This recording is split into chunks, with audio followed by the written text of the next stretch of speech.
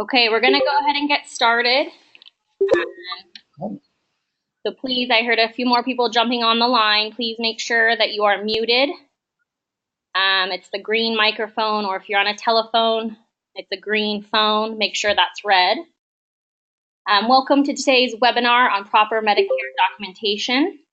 Reminder, again, please put your phones on mute or your computer if you're using the GoToMeeting, so only the speaker can be heard. To know who's participating on today's webinar, I hope you've each typed in your first and last name. Again, if you've only typed in your first name, please message in the chat with your first and last name so I know who that is.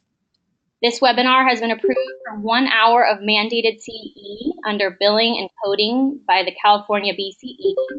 Participating DCs that participate for 45 minutes or more will be emailed a CE certificate. Today's presentation will be by Dr. Tracy Cole, who has been involved with CCA's former Medicare committee as a co-chair for many years, as well as CCA's former Medi-Cal committee.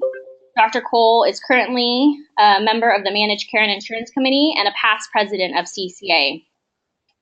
Also to provide additional assistance today is Dr. David Martinez, co-chair of CCA's Managed Care and Insurance Committee and the CEO of Accurate Medical Billing and Audit. Mr. Martinez also was the presenter on December's webinar on ERISA. If you have any questions, you may type them in and they'll be addressed during the last 10 to 15 minutes of the webinar. The PowerPoint presentation will be available and emailed to participants at the end as well. So now I'm going to go ahead and turn over this webinar to Dr. Cole, and please, again, reminder, mute your phones or computers so that we can hear him clearly. Thank you so much. All right, thank you. So I might add a couple of things. This webinar will be touching on documentation issues, as well as a brief touching on issues like the A.B.N form and areas like that. We will get into billing, specific billing issues at our follow-up webinar, which you might want to make a note on your calendar, is March 20th. At this same time, 12:30 to 1:30. So billing issues will be covered then. So just keep making note of that. We'll try to answer as many questions as we can today. But as you see my email here on this first screen, if we don't get to them, feel free to shoot me an email and I'll try to get back to you as soon as I can. All right, next slide. As Kaylee mentioned, I've been a past president with the CCA back in 2012, 2013. I'm currently a representative for the CCA to the Noridian Contractor Advisory Committee for California. So that involves, and actually Dr. Dean Harmon assists with that. He attends the Bay Area meetings and I attend the LA meetings. So I get a lot of information. In fact, quite a few of these slides for this presentation come from that Noridian meeting. I'm also a member of the ACA Medicare Committee. I participate on the Member Resource Center panel, that Empowering Chiropractic website, and answer a lot of questions there. I'm also currently a Northern California alternate delegate. All right, next slide. And I'll let David introduce himself now. Thank you, Tracy. My name is David Martinez. I am a certified chiropractic professional biller. I'm a certified medical reimbursement specialist. I'm a certified healthcare claims auditor. I'm a certified medical billing specialist. Next slide.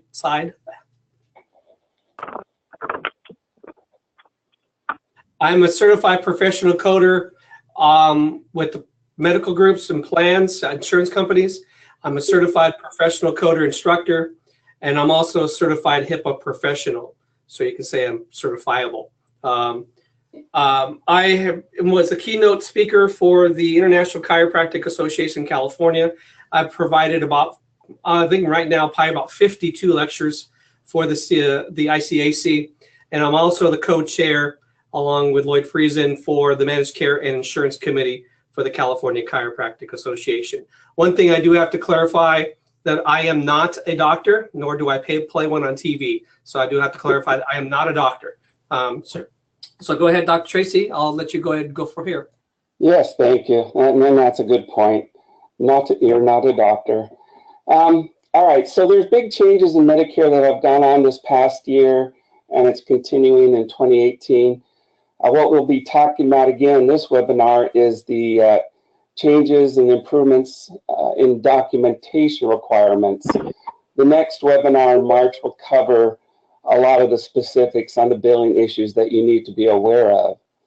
All right, next slide. Yeah, the documentation training that I'll be talking about, crediting the ACA for that. They had released at one point a documentation training seminar or webinar, which it appears they don't do anymore. But a lot of what I'm going to be talking about today comes from them. Next slide.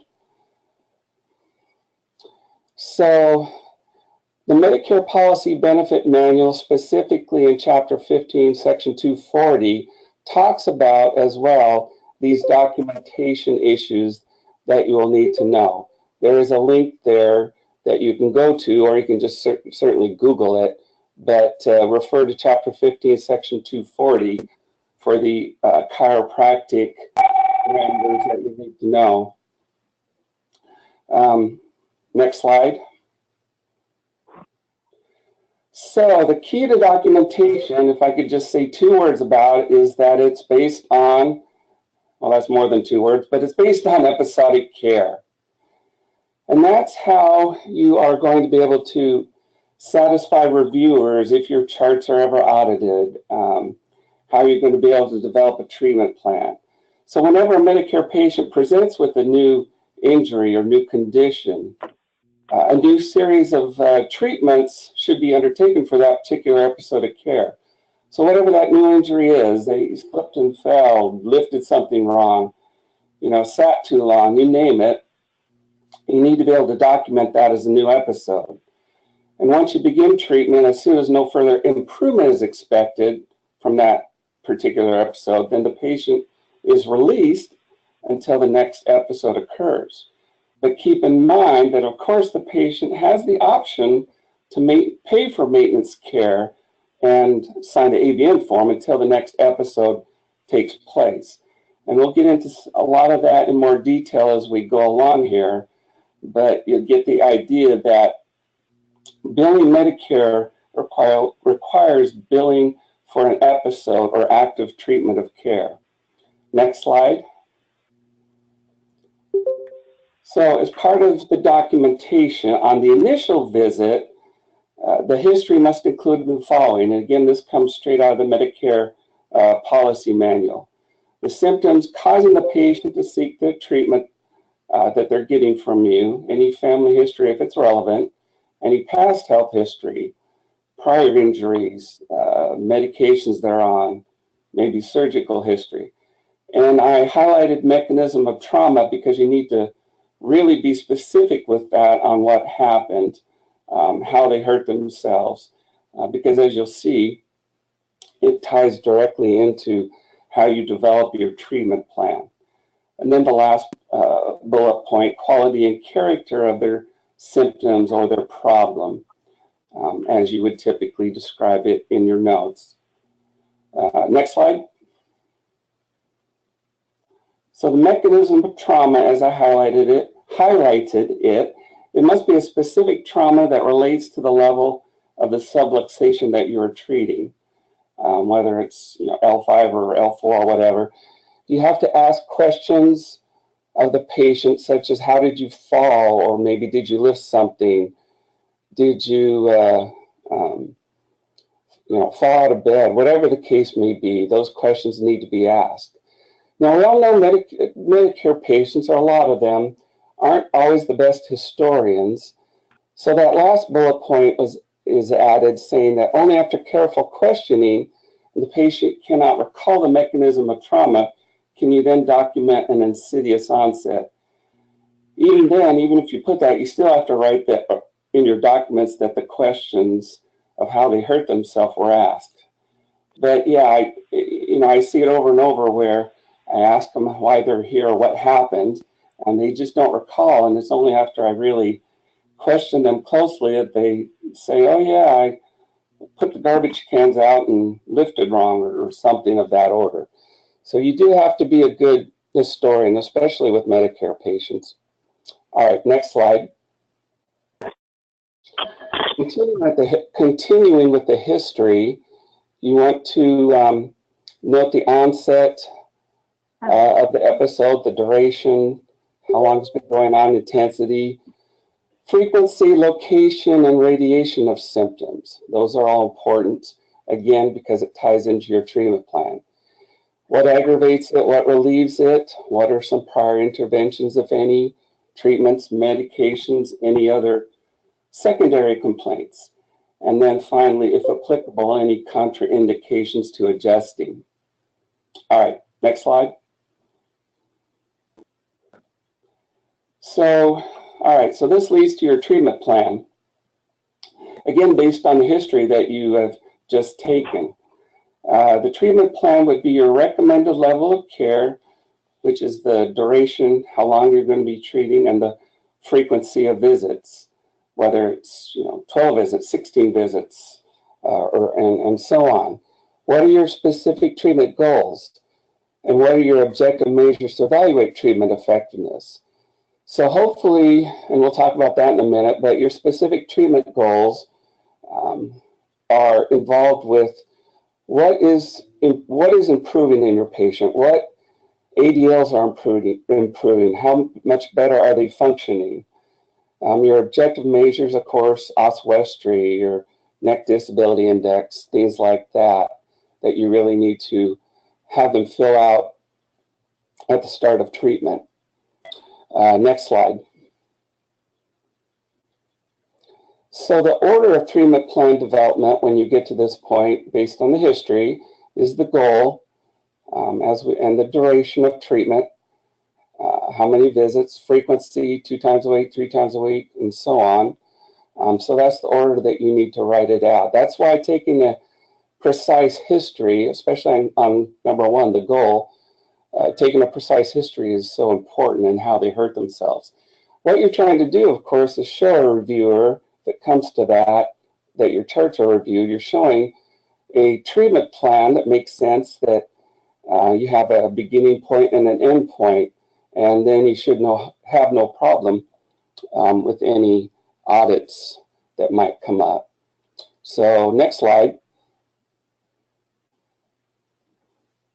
Hey, So here's an example of a treatment plan. Dr. Colson, Patient, audio is yeah. sounding a bit muffled. We're getting feedback from the audience, so I don't know.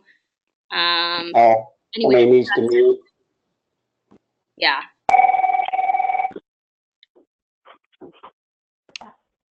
Yeah, I mean, everybody either mute your phone or click on the green microphone button on your GoToMeeting dashboard to make sure you're muted. Sounds terrible. Doesn't he sound like he's talking into a dryer sheet? Oh, somebody's still not muted. All right, I'm going to go ahead. Hopefully everyone will continue to mute. Treatment plan example. So for, say a patient is unable to walk more than 10 minutes before sitting. So what symptoms are associated with that, being unable to walk? And what are your goals with trying to get them to walk longer distances? You want to try to get them to where they can walk an hour, let's say. Whatever it is, you need to write that down. How long will it take in your estimation to get to that functional improvement of walking an hour? Now, reviewers, anyone that reviews your charts knows that you don't have a crystal ball. So you have to estimate what that might take to get that patient to the functional improvement level that you want them to arrive at. And then the final bullet point, how often will the patient need to be seen? Again, their frequency to achieve that functional improvement. All right, next slide. Continuing with specific goal examples, on the VAS pain scale, say you want to get them from an 8 at the start to a 4 on the 0 to 10 scale. And the ADL suggestion, walking up to 60 minutes before sitting. Your range of motion, improve it from 30 degrees to 60 degrees. and oswestry, if that's what you used, improve that score by 50%. Those are all good goals. You don't want to just rely on pain. You need to show functional improvement for Medicare purposes. Again, that's all based and straight out of the Medicare policy manual to do that. All right, next slide. So subsequent visit documentation. I might add the initial history of the episode needs to be detailed, and I'm aware that we're all busy and it's tough to take the time sometimes to write these out. But with Medicare, in order to show what you're doing and have it pass an audit, you have to do that. However, on subsequent visits, your documentation does not need to be as lengthy as the initial visit. So with a subsequent visit, you have the history, a brief review of what the complaint is, any changes, system review only if it's relevant, only if it's needed. But with the changes, you might be writing something like, instead of 10 minutes they could walk before they sat, they can now walk 20 minutes before they have to sit down. And that would be an appreciable functional change. And it can be just that, that brief.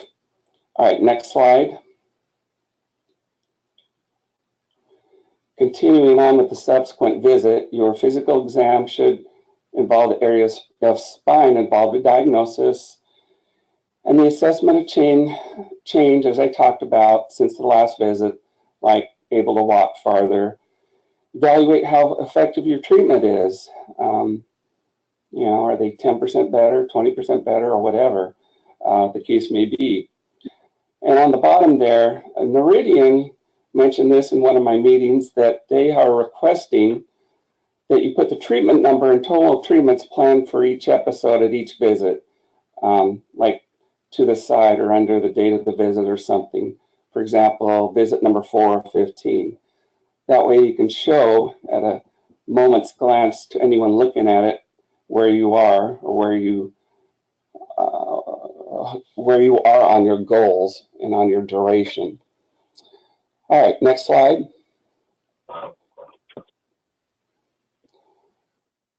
So documentation continues, subsequent visit documentation.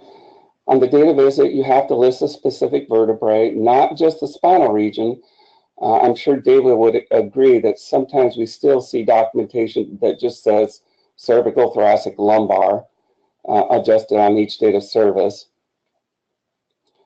And the symptoms must bear a direct causal relationship to the vertebrae adjusted. And obviously, if they're hurting when they sit and it's, L5, then that's your direct relationship to the vertebrae that you are adjusting. All right, next slide. Again, from the Medicare Policy Manual, a definition of acute subluxation is a patient's condition is considered acute when the patient's being treated for a new injury, or as I've been saying, a new episode, identified by either an x-ray. Of course, we know the x-rays are no longer mandatory, but that is one option to show it, or the physical exam.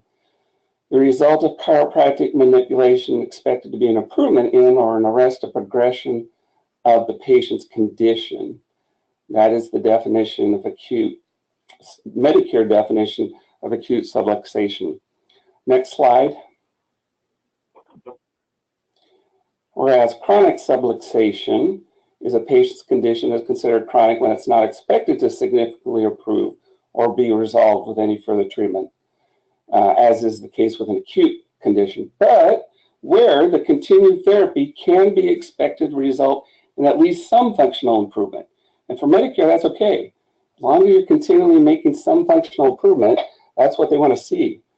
So once the clinical status has remained stable for a given condition, without expectation of additional improvements, further manipulative treatment is considered maintenance therapy and is not covered. Now, also bear in mind that Medicare and Noridian, in our case, will give you a reasonable amount of time to try and show functional improvement on a patient's condition. But it's when they have plateaued and you're just not getting anywhere or spinning your wheels, that's when they start to look at it as likely maintenance therapy. All right, next slide.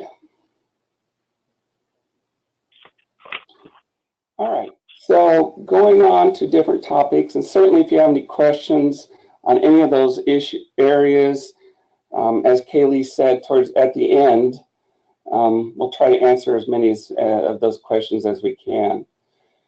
So enrollment reminder, I put this in because this sometimes will trip people up that don't know about this. Medicare providers must revalidate enrollment every 3 to 5 years. There's training on how to do that. And the revalidation due dates are always on the last day of a month.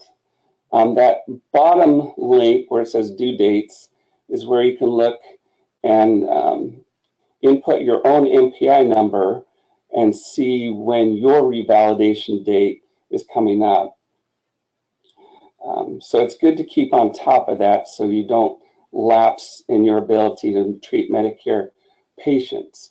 And I will add now that, because I've gotten this question quite a bit, if for whatever reason you're kicked off from Medicare, you're not enrolled anymore, even though you're trying to get back on, you cannot see Medicare patients while you're trying to get back on. You have to be actually enrolled. So do keep on top of that and try your best not to let that lapse. All right, next slide. And here's the website I was referring to. If you look on the right where it says Medicare revalidation list, towards the bottom you can type in your NPI number. I believe they've actually redesigned it a little bit, but it's still similar. You just have to look and enter your own MPI number to see when your revalidation is coming up. So bookmark it, put it on the, prominent place in your office so that somebody keeps on top of this. That would be my strongest recommendation. All right, next slide. Now this is just, it was encouraged that I include this by Noridian because apparently they see this a lot. So you really need to let Noridian know if you're no longer practicing, such as retired or left the practice. They have a form that you should fill out, and what it does is it terminates your Medicare reassignment, your payments basically. It closes applications, prevents fraud, prevents unnecessary correspondence for revalidation. So when you do retire or leave, that is actually one of the things that you need to do. All right, next slide. All right. This is a big issue, and I'll have David include his thoughts on this when I'm done with it. This trips up a lot of people that had no idea that this occurs, let alone what is a QMB or qualified Medicare beneficiary. There is a prohibition on balanced billing for these type of patients that have both Medicare as well as Medi-Cal. They cannot be balance billed. Bullet point 2, it provides that the Medicare payment and any Medi-Cal payment that you happen to get are considered payment in full to the provider of services to a QMB. And recall that as we'll talk about shortly, recall that any DC who treats a Medicare patient is considered a provider. Your choice as a provider is to be either participating or non-participating, but either way, you're a provider. QMBs have no legal obligation to make further payment to a provider, and the provider could be subject to sanctions if they balance bill. Fee-for-service Medi-Cal will cover the Medicare deductible amounts up to the Medi-Cal allowed amount of $1,672. But you must be a contracted provider with Medi-Cal to receive payment. So let me cut to the chase, and I'll have David add whatever thoughts he has on this. If you get a Medicare Medi-Cal patient, and you're not a Medi-Cal provider of any sort, which most people aren't, you cannot bill the patient for deductible or co-pays. You have to write it all off. for every visit that that patient comes in. I know that frustrates people, but that is written into state and federal statute. Do you have anything you want to add, David? Yeah, I wanted to add I want to clarify, Dr. Tracy, this is just for covered Medicare services. So as we know, covered Medicare services is only the CMT. So if a doctor did an exam or hot packs, this wouldn't be applicable, correct? Correct. So we're only talking about the covered services that Medicare covers, just the CMT. So on a QMB patient, if they're QMB, Medi-Medi and QMB patient, if they have not met their deductible, unfortunately, you're not going to get anything. And if you're, as Dr. Tracy stated, if you're not a Medi-Cal participating doctor, which most chiropractors are not, you cannot bill that patient for the difference for the deductible. So basically, you're going to do it for free if they're a QMB patient. Right. To cut to the chase. Right. Yeah, thank you for that.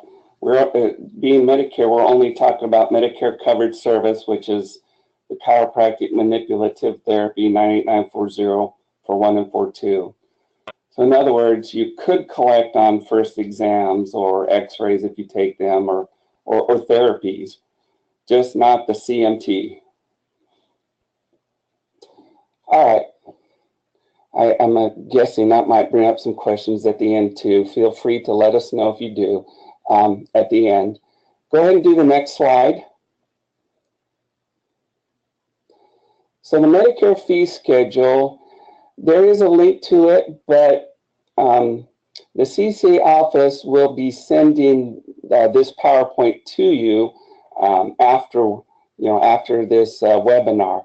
And what they're going to do is also include a link to the fee schedule that Dr. Brad Hayes for the CCA put together that's a lot more concise than the link that I have here. So just be aware that once you get the PowerPoint slides in your email, a link will also be included to the chiropractic specific Medicare fee schedule. So I would be looking for that. But I want to add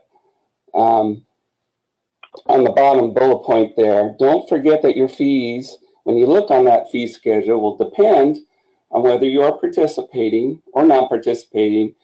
And if you're non-participating, whether you successfully complied with PQRS in 2015, that's actually outdated because we're in 2018 now, 3 years later, whether you are certified for meaningful use with your EHR in 2015.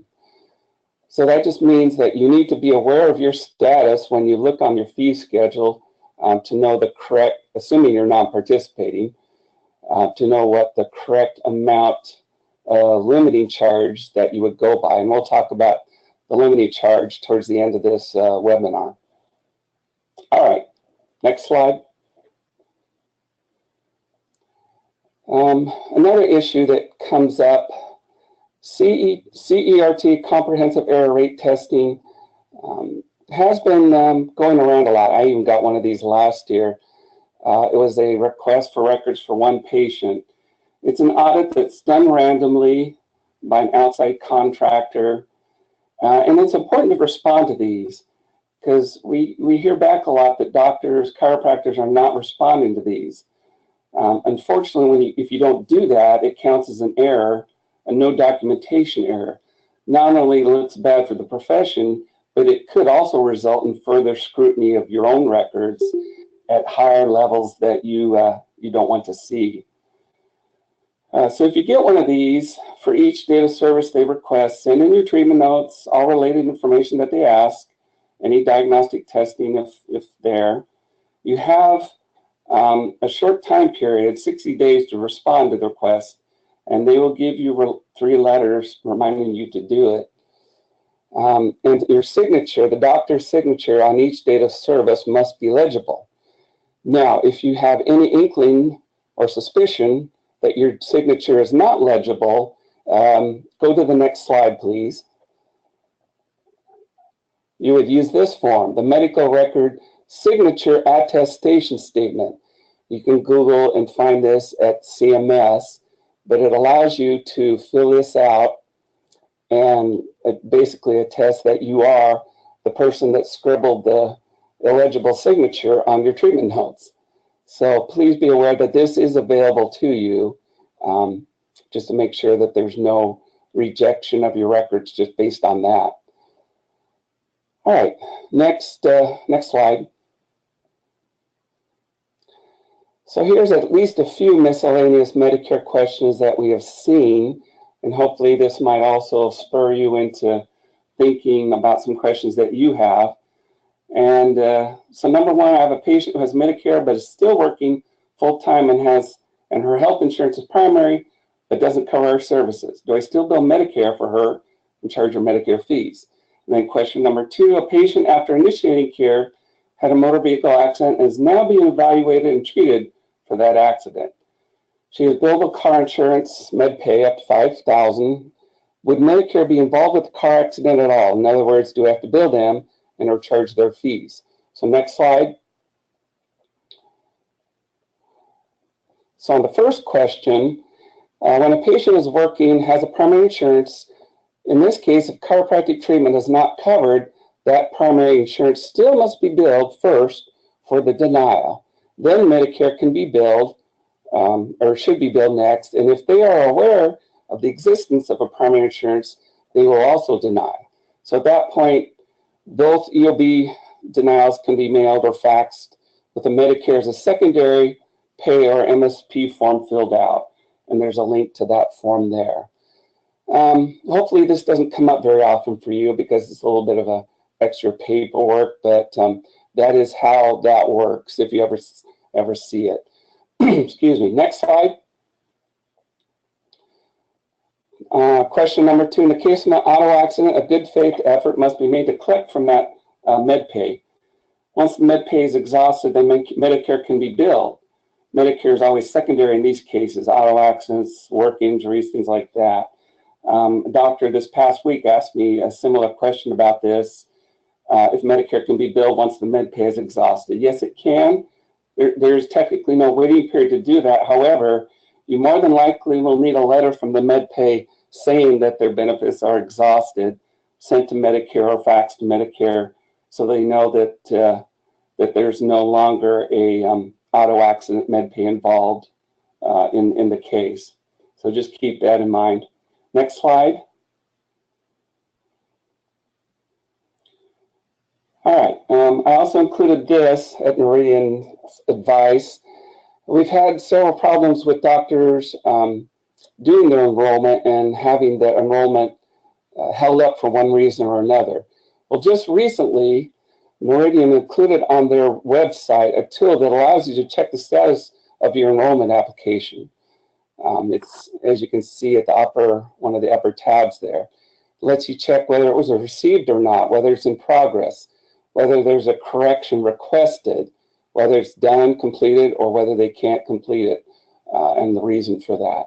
So at least that allows you to be proactive and not fall into the pit of not being enrolled and not being able to treat Medicare patients. So this was an improvement on Noridian's part to at least give you that option. All right, next slide. Many of you have heard about this, but Medicare card project reminder is that all Medicare beneficiaries are going to be getting a new card in different stages throughout this year. It's important to note that you can use either their old card or their new one beginning on April 1st of this year all the way through December 31st of next year. The MBI, Medicare Beneficiary Identifier Card is available, the information I should say is available on the Noridian portal in June of this year. Now, if you're not done so, I would very strongly recommend or urge you to sign up for the Noridian portal. I'll explain why in a second. But if you're going to be checking on Medicare patient eligibility or claim status, that is the quickest, most efficient way to do it. Go ahead and do the next slide.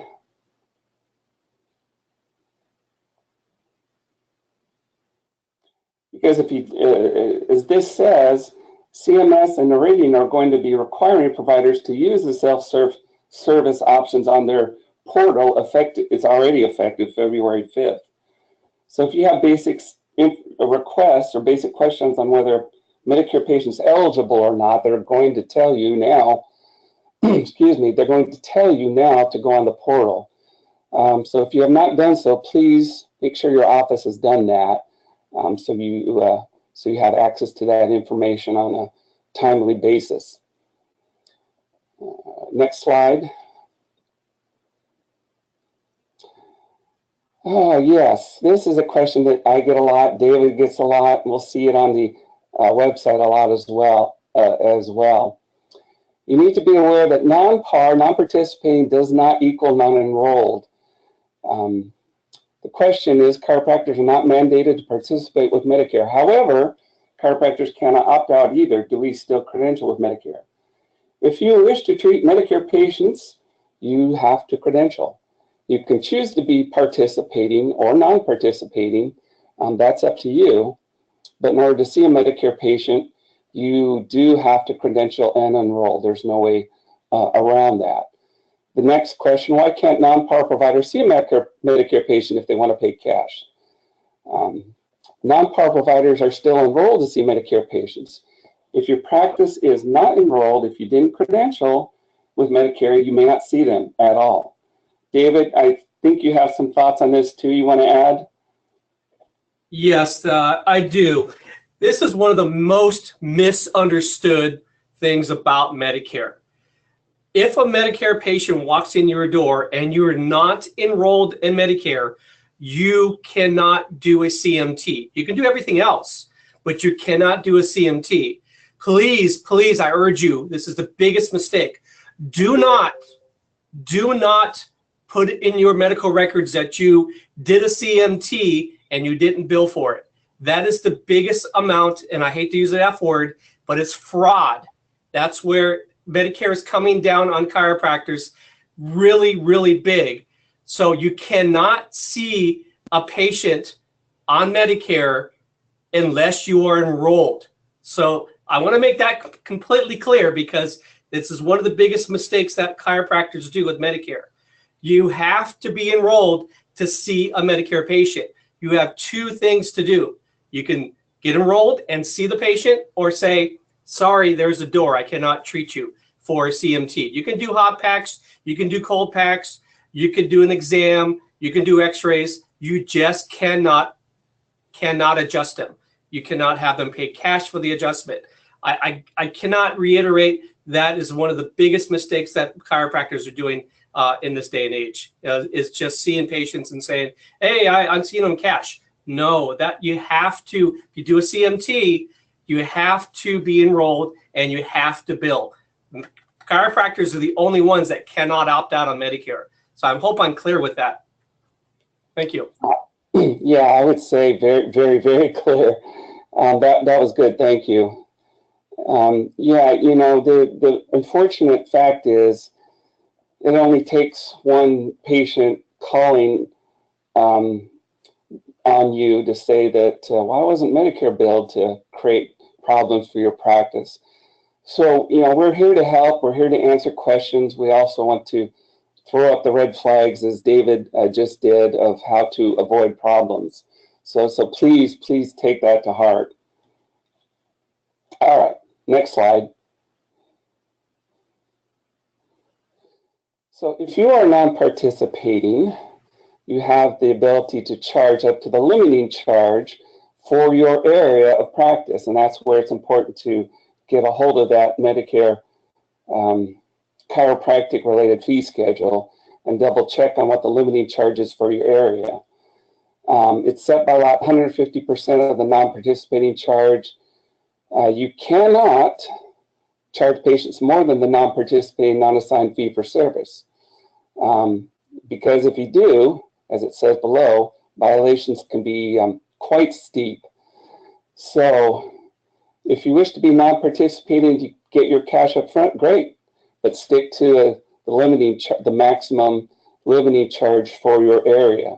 But even if you do that, and we're obviously talking about chiropractic manipulative therapy, Even if you do that, remember that you still have to send a bill to Medicare. You can't ignore that part as a enrolled non-participating provider. So hopefully that is as clear as it can possibly be. All right, next slide. So here's the A.B.N form, the most recent edition. There's a link there where you can pull it off the internet. As of June 17, 2017, if you've seen it, you'll noted that really the only difference was this one. With this one was a disclaimer towards the bottom, but this is the version that you do want to use or do need to use for patients on maintenance care. All right, next slide. So, and I'll have David add thoughts to this too, but situations where A.B.N is not required also tends to cause a lot of confusion amongst chiropractors. The only circumstance where an A.B.N is needed is the CMT, chiropractic manipulative therapy, 404142. It is not required for anything else. Any statutorily excluded, massages, ultrasound, x-rays, your first exam, your re-exams, all of these things are not covered by Medicare. Therefore, they do not require an A.B.N form to be signed. I wish I could have deleted that bottom bullet point there, but it was, already put in there by Noridian. I personally think it causes confusion to use it voluntarily for patients. David, do you want to add anything on this? Yeah, that is a confusing statement. It's voluntarily, but what I always recommend is that you have it fill out because it staves off confusion. So if a Medicare beneficiary knows that Medicare is not going to cover the exam or the therapies, the EKG, they know right up front that it's not going to be paid for. So there's no confusion. I always recommend to be on the safe side, and even though it's voluntary, to complete it anyways because there's no confusion. Right. But as a provider, as a doctor, in doctor's office, just don't become confused yourselves by thinking it's required for all services. It's only required for maintenance care, CMT. All right, next slide. All right, we're at the questions phase, right at 40 minutes. All right, Kaylee and Mary. Okay, everyone, please type in your questions. We already have 4 questions in line here. Just really quickly also, I'm still looking for Bob, your last name, Kelly, your last name, and Mac Practice Server, who you are. So if you could type those in the chat, give us your first and last name for CE credit.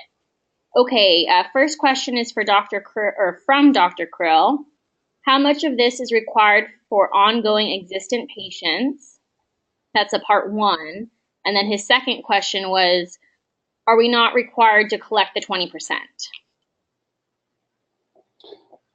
Well, I'll answer the second part first. The 20%, if the patient has a Medicare secondary insurance, that would cover it. If you're referring to the QMBs we talked about, the Medi-Medi, that has to be written off.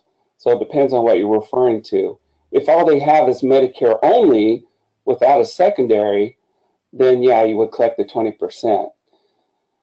And then the first part of that question,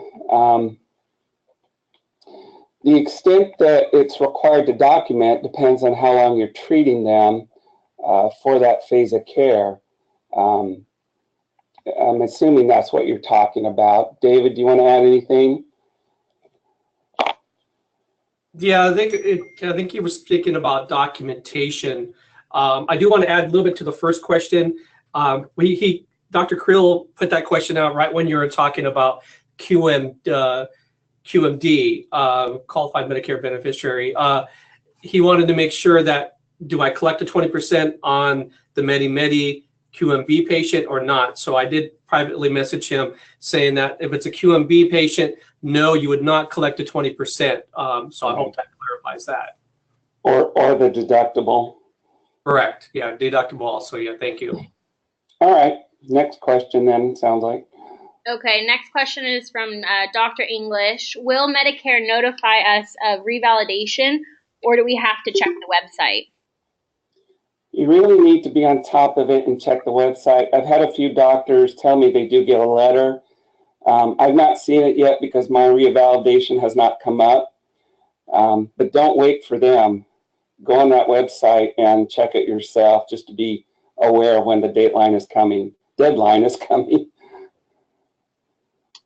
Okay, next question is from Dr. Lewis. If you have not revalidated your enrollment, would Noridian still process claims? Well, meaning if you're not enrolled in Medicare, did I hear that right? It just says if you have not revalidated your enrollment. So, well, if you're dropped from Medicare, if you're disenrolled, let's use that word, you may not treat Medicare patients for as David has said, you may not treat Medicare patients for the covered service of chiropractic manipulative therapy. okay. So essentially what happened is if you're not enrolled, your claim, obviously it won't go through the clearinghouse if you're billing electronically. If you try to bill on paper, they'll just reject it and say, basically, we don't know who you are. You don't exist to us. So the answer would be, no, you can't see the patient. And if you submit it, they won't know who you are because you're dropped out of their system. You need to revalidate. Right. Okay, next question. Yeah. Dr. Heller asks, can a DC treat with CMT if they are billing MedPay only if the DC is not enrolled with Medicare? Oh, yeah, you can treat because MedPay is the first primary insurance in this case. The only point I was making on that slide was that if the MedPay is exhausted, and I should add, and you are Medicare enrolled provider, then you can start treating or billing Medicare. But obviously, if you're not enrolled with Medicare, you wouldn't do that. Okay. Dr. Crandall asks, how often do we need an A.B.N. every maintenance visit? No, and this comes from Noridian. Once you transition from that episodic acute care, everything's stable and they're just maintenance, you have the A.B.N. form signed. And assuming it's the same series of maintenance treatments, in other words, nothing has changed, you would use the same form. Those forms are good up to a year. It's if something has changed, if there's a new episode, obviously the A.B.N. would stop. You'd treat for the episode.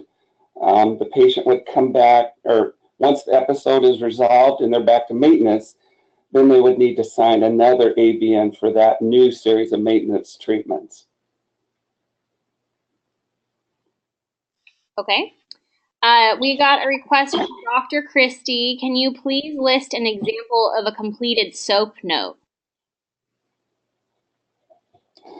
Let me do that and include it with the PowerPoint that you're sending out. Okay, so we'll send that with the PowerPoint. Yes. Perfect. Okay, Dr. Bergman's asking, must we bill Medicare prices for car insurance / PI cases? This is not addressed on the slide. David, that's kind of up your alley. If I understand the question, he's asking how much can they bill a Medicare. So when you bill Medicare, even you can only bill it up to the limiting charge. You can't just simply, oh, this is an auto policy and I'm going to bill whatever. Yeah, once you bill Medicare, you can only you can bill them whatever you want, but they're only going to pay. You can only hold the patient responsible for the limiting charge. I hope that answers the question. Yeah, that's how I address it. Your usual customary charge is what it is. That doesn't mean Medicare is going to pay that if it's higher than the limiting charge. and that's assuming you're non-participating. So hopefully that answers it. Okay. Dr. Silva is asking, still confused regarding Medi-Cal. Are we required to see Medi-Cal patients even if we aren't contracted with Medi-Cal? Are you required to see them?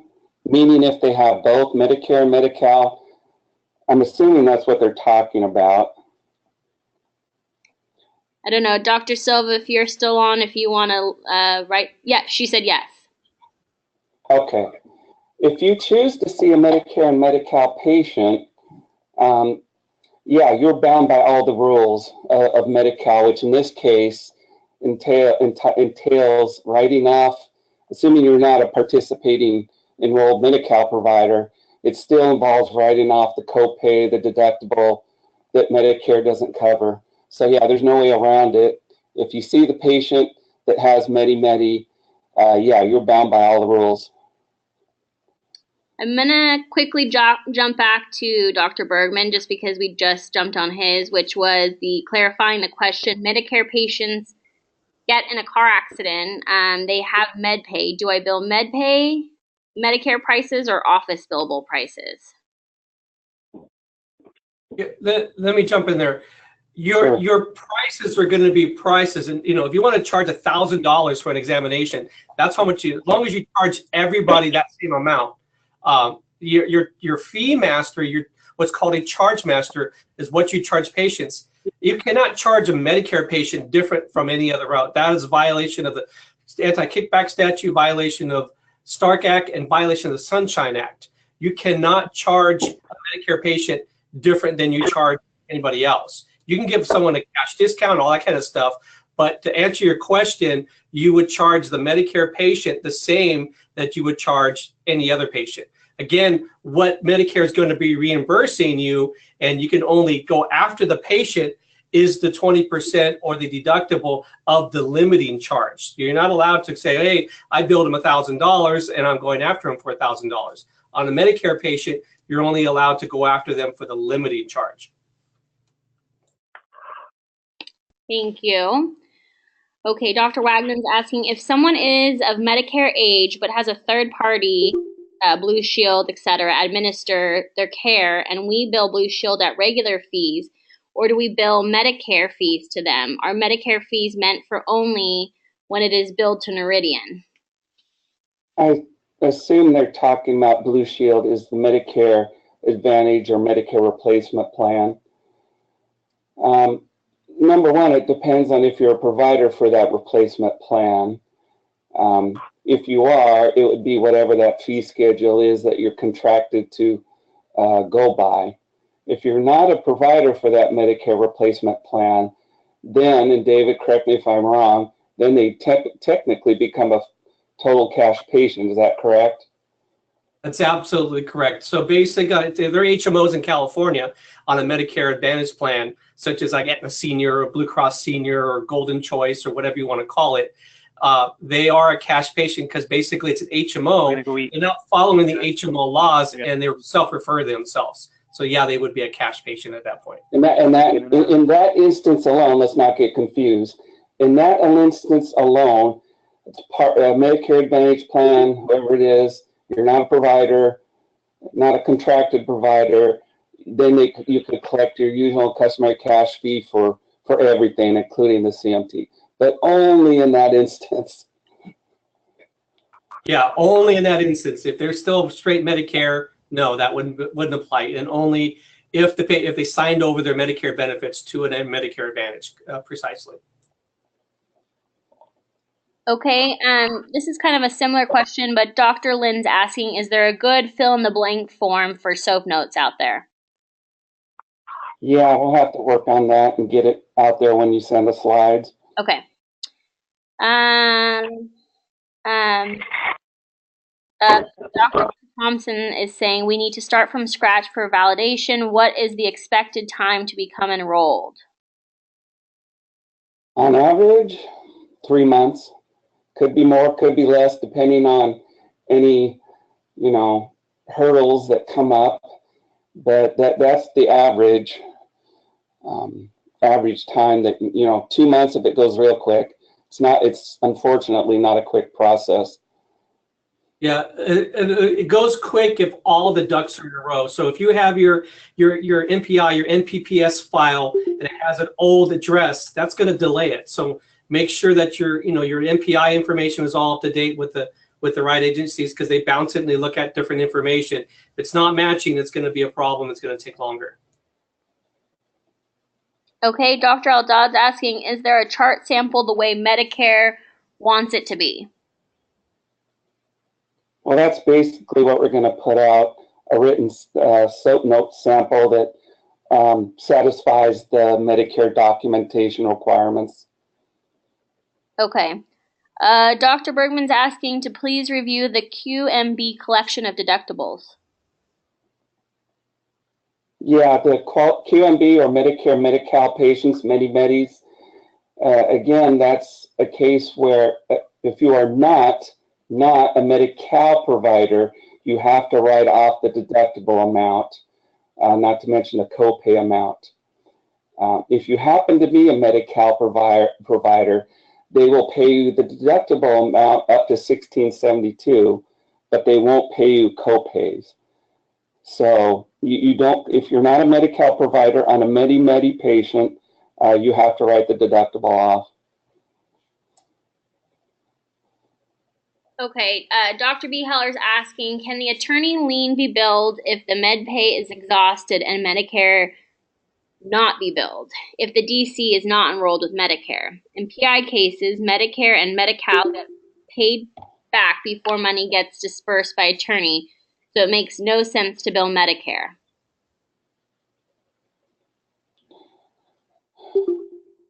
Well, I mean, that is an option if you want to wait on a third-party lien. That's certainly, and you're not enrolled in Medicare. That was the stipulation you just said. If you're not enrolled in Medicare, you're not going to be billing them anyway. If I heard that correctly. Dr. Heller, if you want to add any comments, I can read it back to them. Dr. Eldad asked, what about when clients do not disclose they have Medicare insurance? That's a good question. That comes up quite often. Medicare states you have to have a reasonable attempt. The definition of a reasonable attempt is you have an intake form that has the patient's date of birth. So if they're over 65, Medicare says that's your reasonable attempt to ask them if they have Medicare if they're over 65. Okay, thank you. Dr. Johnson is saying to continue the questions about billing a PI patient with MedPay and Medicare. If there is a third-party settlement, can you still be paid your full billed amount as part of a payment on a lien from an attorney? If Medicare's already been billed? Is that what the question said? It says, if there's a third-party settlement, can you still be paid your full billed amount as part of payment on a lien from an attorney? Not sure. Dr. Johnson, if you're on, can you add any more to that?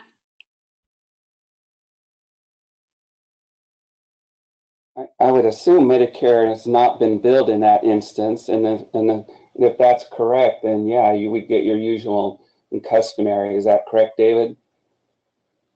I think what he's asking is they billed under the PI case, they settled, they got X amount of dollars. He wants to know if he can turn around and bill Medicare in addition to the money that they already got for the settlement. I think that's what the question was. Yeah, clarify that, because if that's correct, then you can't. If I'm hearing that right, you cannot do that. Yeah. Okay. So Dr. Johnson says, I understand that you need to bill Medicare if you are PAR, third-party ends company. Limit your charge based on what you are able to bill for. Well, let's be clear. You have to bill Medicare if you're non-participating as well, or send a bill, even though you're collecting from the patient. because the patient needs to be, the patient is going to want to be reimbursed. Okay. I'm going to, if Dr. Johnson, if you want anything else we can add, I'm going to move on. Dr. Silva's asking, I think this was part of her earlier question, but can we refuse Medicare, Medi-Cal client? As I understand, it's no. We must accept both of them, Medi-Cal, Medicare. If they have both, and you can't just treat Medicare and say, you know, I'm ignoring the Medi-Cal part. No, you can't do that. You can, if it's, you know, if the patient walks in the door and says, I have Medicare, it's basically all or nothing. So you treat the patient, the Medi patient, as a Medicare, Medi-Cal patient, but you always have that option to say, you know, I can't treat you, I don't accept that, there's the door. So essentially the answer is, yeah, you can refuse them, but you're going to have to refuse everything. To reiterate what Dr. Tracy said is that you can't pick and choose. It's the whole thing or nothing at all. Right, correct.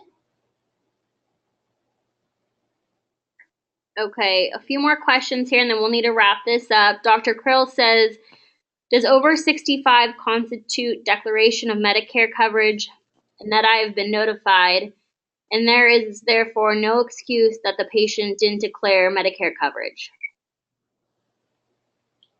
Go ahead, David. That's a little bit apples and oranges, but Medicare states is that you have to make a reasonable attempt, which is, of course, 65. If the patient, not to be mean, but the patient lies to you and says, I don't have Medicare, and is signing the form saying, I don't have Medicare, then you can't bill Medicare if the patient's saying, I don't have Medicare. So you can't say, hey, you're over 65, you have Medicare. But if they say, no, I don't, then you have to go on what the patient tells you. Okay, Dr. Heller is following up to her question from earlier. Can the lien pay all the charges for CMT without ever billing Medicare if the DC is not enrolled? If you're not enrolled, then yes.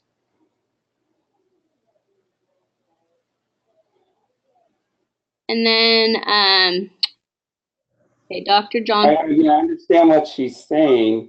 If a Medicare patient comes in on a PI, you know, you bill the PI first. It's that part is and correct me if I'm wrong, David, but I know what she's getting at. Even though they have Medicare, you're not billing Medicare because it's the PI. So even though she's not enrolled, it should not be an issue, correct? Yes, that's correct. So that is kind of one of the exceptions of the must bill Medicare. If they have a PI case that you've got more or equal to the Medicare allowable, you don't have to bill Medicare if it's a settlement from a PI case. Well, I'm sure her concern is the fact that she's not an enrolled Medicare provider. Essentially, what you can do on that end is I would recommend that the patient sign an A.B.N. and say, I do not want Medicare being billed because I've already got the settlement from the PI case, just to protect yourself. All right. Dr. Johnson, I'm going to connect you with Dr. Cole, and you can, because I know since we're running out of time, and you said it's okay to ask a question later or answer your question later. So yeah. We'll connect you guys, and then you guys can discuss that further. The last question is from Dr. Eldad, and it just says, when and how can we get sample chart of Medicare requirements? Oh, the SOAP notes, the chart notes? Yeah, those will be forthcoming. Okay. Yeah. Okay. I think that's it. I want to thank Dr. Cole and Mr. Martinez for taking the time to this webinar today.